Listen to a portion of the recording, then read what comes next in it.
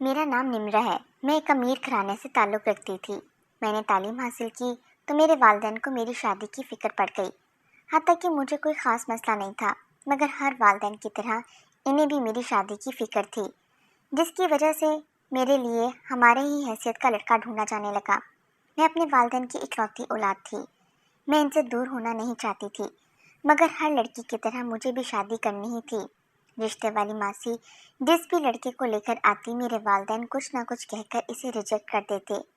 اب تو میں خود بھی پریشان ہو چکی تھی کہ اب کیا ہوگا، مگر ایک دن رشتے والی ماں جی نے ایسا رشتہ دکھایا جو میرے والدین کو پسند آ ہی گیا۔ لڑکے کا اپنا بزنس تھا، اس کے گھر میں اس کے والدین ہی تھے، وہ بس اپنے والدین کی اکلوتی اولاد تھا۔ مجھے بھی عمیر پسند آیا، کافی اچھا تھا۔ میری شادی اب عمیر سے ہو گئی اور میں بیاہ کر اس کے گھر چلی گئی۔ شروع کے کئی دن بے حد اچھے گزرے تھے۔ عمیر میرا بہت خیال رکھتے تھے، بالکل اسی طرح ان کے والدین بھی میرا اچھے سے خیال رکھتے تھے۔ مگر پھر ایک دن شوہر کو بزنس کے سلسلے میں ملک سے باہر جانا پڑا۔ میں اس کی وجہ سے تھوڑا اداس تھی، لیکن خیر، عمیر باہر چلے گئے، دن گزرتے جا رہے تھے۔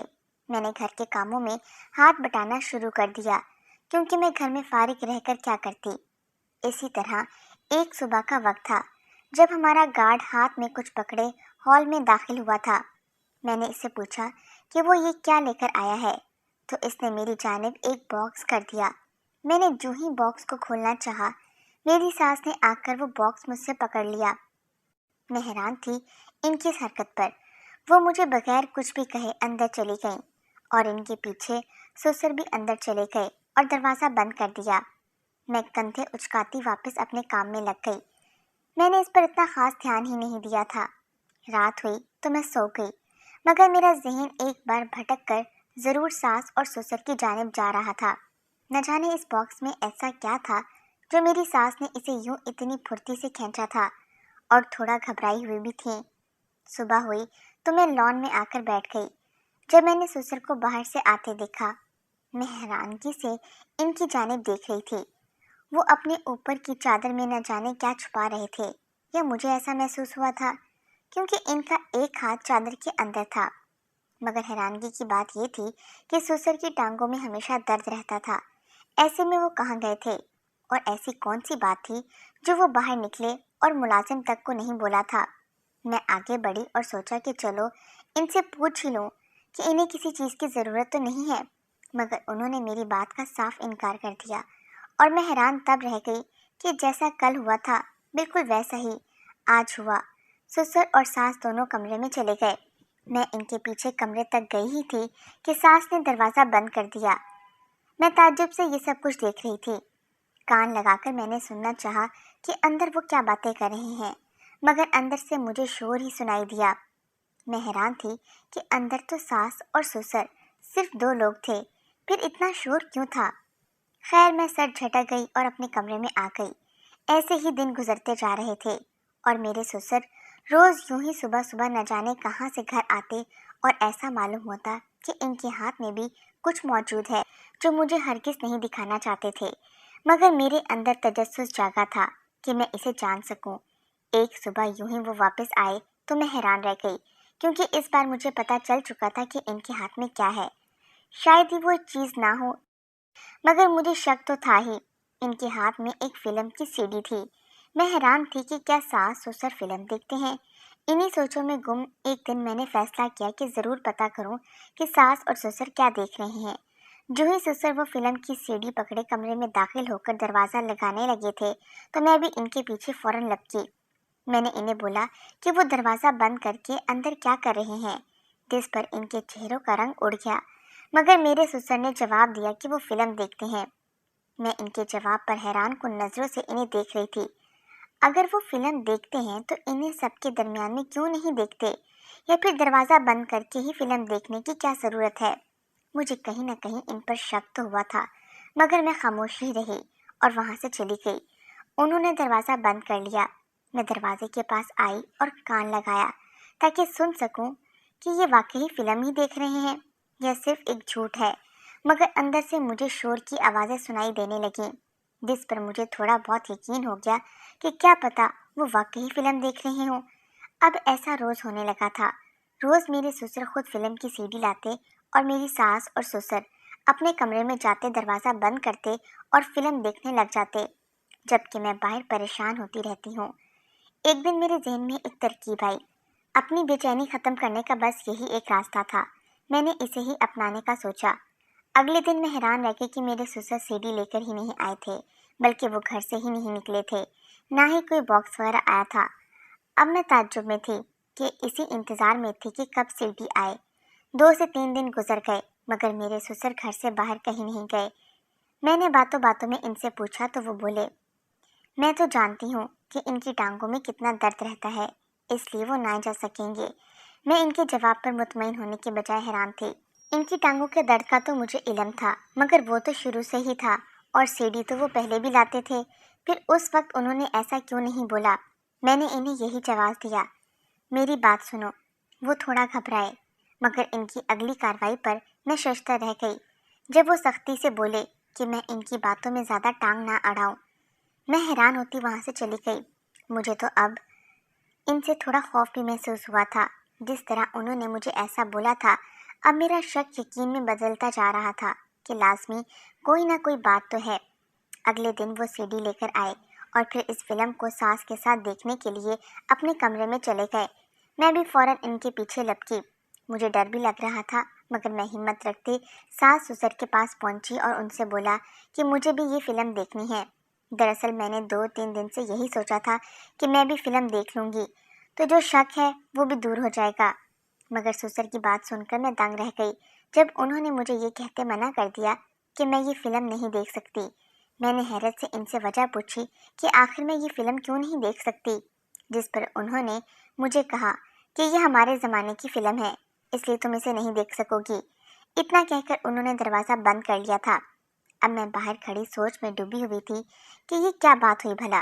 آخر ان کے زمانے کی فلم اگر میں دیکھنا چاہتی تھی تو مجھے کیوں روک رہے تھے؟ میں باہر بیٹھ گئی۔ تھوڑی دیر بعد ساس اور سسر باہر نکل آئے۔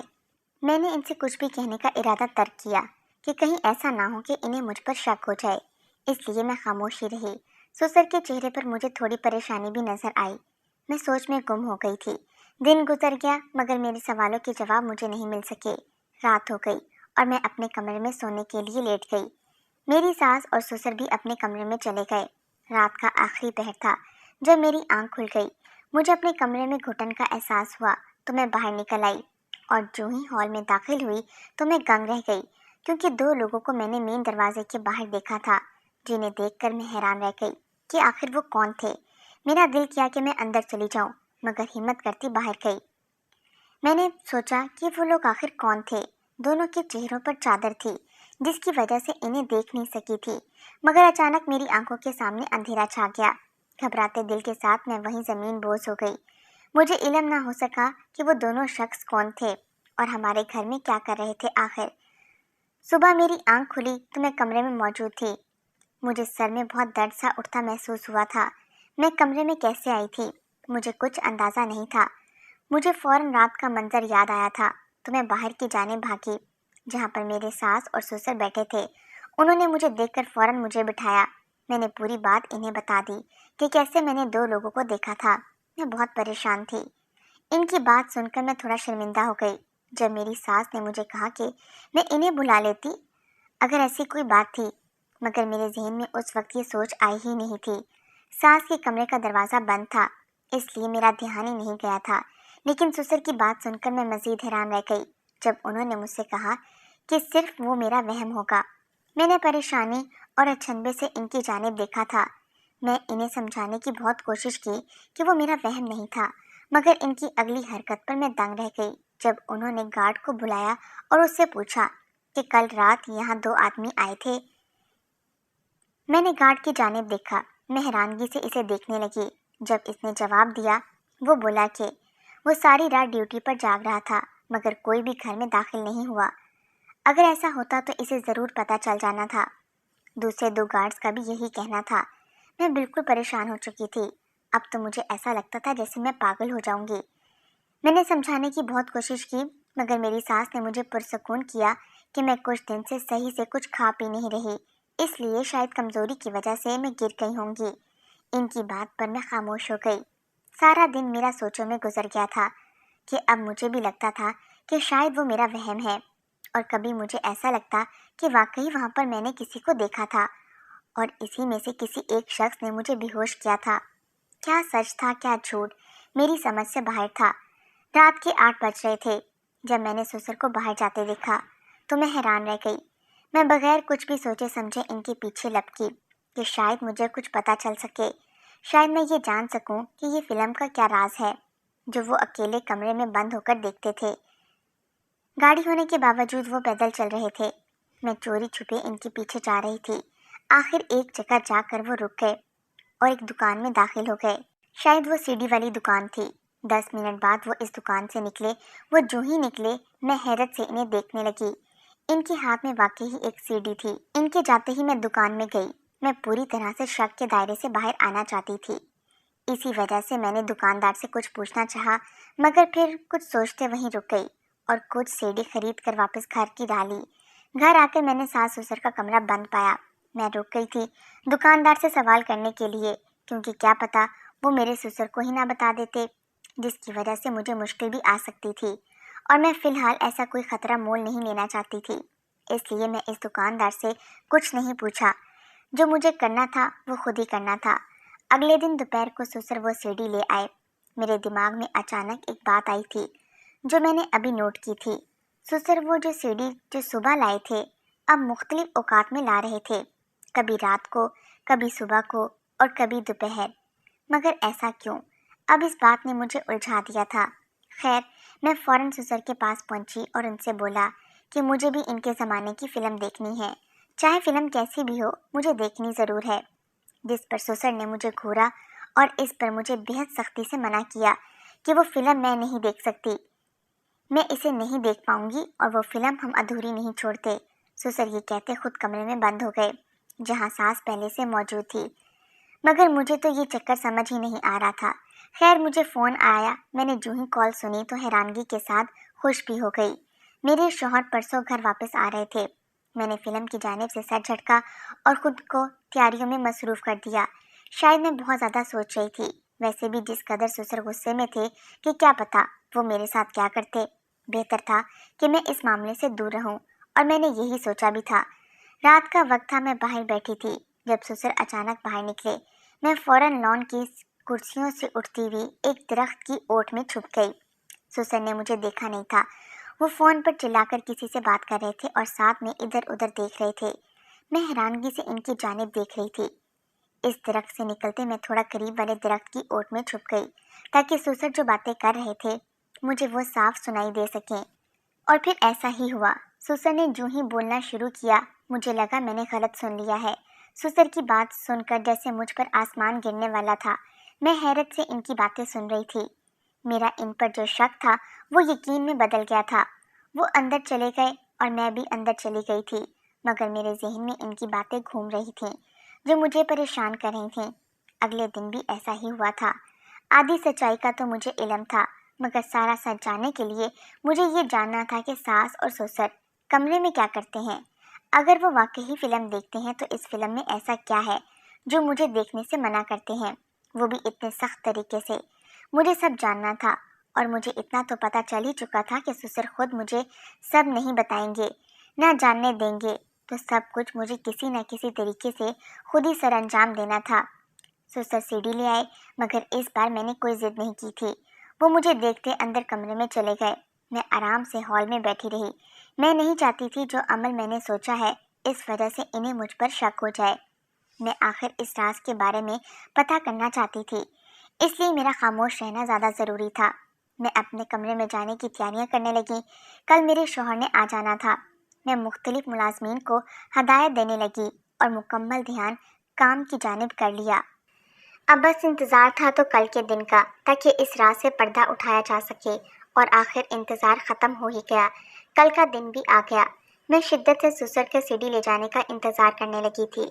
मेरी सास लॉन में बैठी थी। मैं मुलाजमीन को देखने का बहाना बनाती उठकर अंदर की जानिब आ गई। मुझे पता था बस कुछ ही देर में वो सीढ़ी लेकर आ जाएंगे।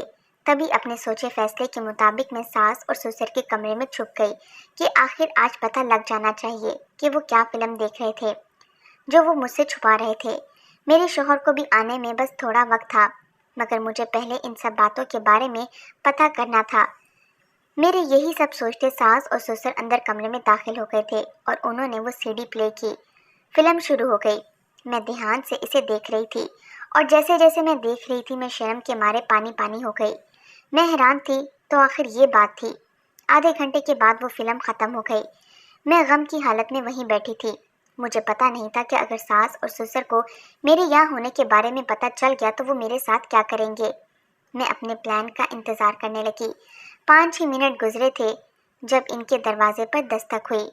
उन्होंने जो ही दरवाज़ा खोला तो वो दंग रह गए और मैं भी फ़ौरन उठकर बाहर की जानिब लपकी। मुझे अपने कमरे से बाहर आता देखकर वो मज़ीद हैरत में पड़ गए। सास और ससुर को इल्म हो चुका था कि मुझे सब पता चल चुका है। तभी वो मुझे गुस्से से घूरने लगे। मैं इनसे बोली कि वो खुद अपनी कहानी बयान करेंगे या मैं इनकी कहानी बयान करूं। मेरी बात पर वो हैरत में थे, मगर मेरे साथ खड़ी पुलिस की ज़रा सख्ती बरतने पर वो राज़ी हो गए। मेरे शौहर भी आ चुके थे। वो भी हैरान थे जब मेरे ससुर ने बोलना शुरू किया। हाँ, हमने ये सब कुछ किया है। हमारा एक गैंग है और हम एक गैंग के लीडर थे। हमारे साथ 2 और आदमी भी हैं। हम सालों से इस काम में हैं और इसे सरअंजाम दे रहे हैं। हमारा काम लड़कियों को अगवा करने का है। जैसे कई लड़कियों को हम बाहर के मुल्क भेज देते हैं, इनमें से कुछ को भीख मंगवाते हैं या हाथ पांव तोड़ देते हैं, या इनमें से कई लड़कियों को ज़बरदस्ती हम गलत कामों में लगाते हैं, या फिर इनके जिस्म में ड्रग्स वगैरह भर कर इन्हें स्मगल करते हैं। हमारा पूरा गैंग था। हम ये काम काफ़ी सालों से कर रहे थे और अब तो हमारे कदम अच्छी तरह यहाँ जम चुके थे, इसलिए हमें कोई पकड़ नहीं पाया था। हमारा रोज़ का काम कैसा जा रहा है इसको जानने के लिए हम सीडी को आम गाहक की तरह दुकान से ख़रीदते और फिर इससे सीडी को देखते ही कोई गलती होती तो 1 मिनट कॉल करके बता देते ताकि हमें कोई ट्रैप ना कर पाए। ये सारी दौलत हमने ऐसे ही बनाई है। पता नहीं इस लड़की को कैसे इल्म हो गया। मैं तो इसे पहले ही मरवा देना चाहता था, मगर इससे पहले कि ये हम तक पहुंच गई। ससुर मुझे गुस्से से घूरते हुए बोले, जिस पर मैं हैरान थी। मेरे शौहर भी हैरानगी से खड़े थे। उन्होंने कभी सोचा नहीं था कि कई सालों से वो इस तरह की ज़िंदगी गुजार रहे होंगे। इस रात इन्हें सब बातों को करते मैंने ससुर को सुना था। वो इन 2 आदमियों को देखना मेरा कोई वहम नहीं था, बल्कि वहाँ एक ससुर और दूसरा इन्हीं के साथ मिला कोई शख्स था। गार्ड को भी ससुर ने अपने साथ मिला लिया था, हत्ता कि वो सीडी वाला भी इनके साथ मिला हुआ था। वो वक्त इसलिए बदलते थे ताकि किसी को इन पर शक न हो। मेरा शौहर काफ़ी शर्मिंदा था। पुलिस इन्हें ले गई और इनके ज़रिए बाकी सबको भी गिरफ्तार कर लिया गया। कितनी अजीब बात थी। हमने वो घर छोड़ दिया। मैं पढ़ी लिखी थी, मैंने जॉब की। मेरे शौहर ने वो सारा पैसा एक ट्रस्ट को दे दिया। हमने मिलकर जॉब की। आज ज़्यादा बड़ा ना सही, मगर सालों बाद हमारा एक छोटा सा कारोबार है, हलाल की कमाई जिसे शौहर आगे लेकर जा रहे हैं। मैं खुश हूँ कि मेरे शौहर जल्द संभल गए, मगर हर लड़की को मैं यही कहना चाहूँगी, कभी भी माँ बाप की दहलीज को छोड़कर पार मत करो। वो लोग जो आपका साथ देने का दावा करते हैं, आप नहीं जानते कि वो असल में आपके दुश्मन हैं। अगर वाकई वो आपको चाहते हैं तो वालिदैन के सामने लेकर जाते, ना कि चोरी छुपे आपको घर से भगाने की सलाह देते, क्योंकि हर चमकती चीज़ सोना नहीं होती।